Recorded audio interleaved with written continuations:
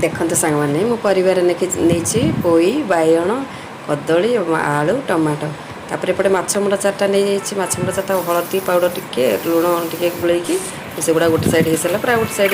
कर भाजीदेली रोस्ट कर भाजीदेली सब गुड़ा खंड खंड कर गोटे गिना रखिदेली और पीस दीटा को पूरा फटा बाहर करी गोटे गिनार रखिदेली सब गुड़ा एपटे चना जाई को पतरे दी सागे सागे कड़े बसईदी कड़े पियाज पकईदी पियाज टिके लाल हो सारापर मुझे चना जाई पकईदी चना जाई एपटे टमाटो दुईटा काटी रखी से पकईदी अदा रसुण पेस्ट बाटी रखी से पकईदी लंका पाउडर टी शुखला लंका पाउडर टी हलदी पाउडर टी जीरा पाउडर टी गरम मसला टी